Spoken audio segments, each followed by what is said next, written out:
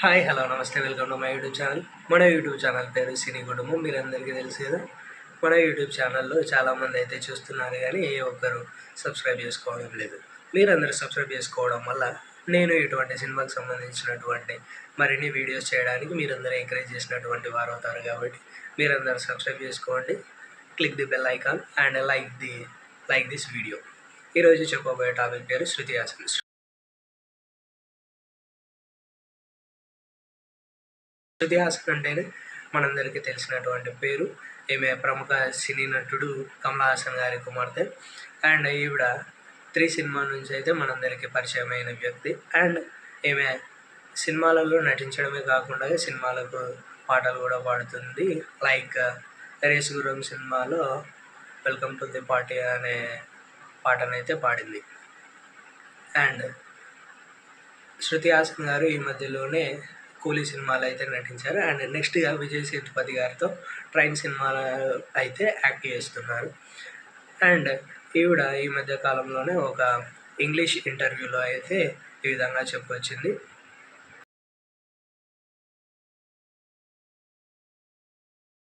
శృతి హాసన్ ఏమంటుందంటే, నేను కాస్మెటిక్ సర్జరీలు చేసుకున్నప్పుడు ఈమె ఫేస్ మొత్తం సర్జరీలేరా ఈమె 3 టైమ్స్ సర్జరీలు చేయించుకుంది. అండ్ ఆమె వ్యక్తిగత విషయాలను గురించి కూడా పని గురించి అండ్ తన పని గురించి ప్రేమ గురించి అయితే చాలా విమర్శలు ఎదుర్కొందని మన శృతి హాసన్ గారు అంటున్నారు. ఎందుకంటే నిజాయితీగా ఉన్న వాళ్ళకి చాలా విమర్శలు అయితే ఎదురవుతాయని శృతి హాసన్ అయితే అంటుంది.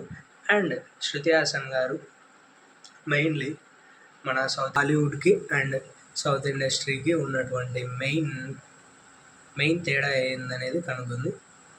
సౌత్ ఇండస్ట్రీకి వచ్చేసరికి ఏ సినిమా అయినా స్టార్ట్ అయ్యేటప్పుడు సినిమాకి సంబంధించి ఒక కొబ్బరికాయ కొట్టడం, సినిమాకి సంబంధించి పూజ చేసి సినిమాని అయితే స్టార్ట్ చేస్తారు అని మన శృతి హాసన్ అయితే కనుగొంది.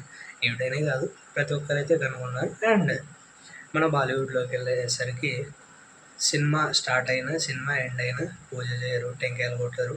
ఇటువంటివి అయితే నేనేమీ గమనించలేదని మన శృతి హాసన్ గారు అయితే చెప్పొచ్చారు. అండ్ సౌత్ ఇండస్ట్రీలో ఎంత పెద్ద హీరోయిన్ అయినా ఎన్ని లక్షల కోట్లు సంపాదించినప్పటికీ నిరాడంబరంగానే ఉంటారు. పాత అంబాసిడర్ కార్లని ఇప్పుడు కూడా వాడుతుంటారని మన శృతి హాసన్ గారు చెప్పొచ్చారు. అండ్ మన శృతి హాసన్ గారి ఇంట్లో కమలా హాసన్ గారు ఉంటారు కాబట్టి వాళ్ళ ఇంట్లో ఎటువంటి పూజలు, కొబ్బరికాయ కొట్టడం, దేవునికి సంబంధించినటువంటి యాక్టివిటీస్ ఉండవు. కాబట్టి శృతి హాసన్ గారు మన కల్చర్స్ని అండ్ సంస్కృతి సాంప్రదాయాలను అయితే సినిమా ఇండస్ట్రీకి వచ్చిన తర్వాతనే తెలుసుకుందనడానికి ఇది ఒక చక్కటి ఉదాహరణ. అండ్ శృతి హాసన్ గారు చాలా అంటే చక్కగా చాలా అద్భుతమైన రీతిలో తన సినిమాలను అయితే పాత సినిమాల్లో చూసుకుంటే సలార్లో అయితే ఎక్సలెంట్గా నటించింది. అండ్ ఈ మధ్యలోనే రీసెంట్గా విజయ్ సేతుపతి గారితో అయితే ట్రైన్ సినిమాలో అయితే నటిస్తుంది.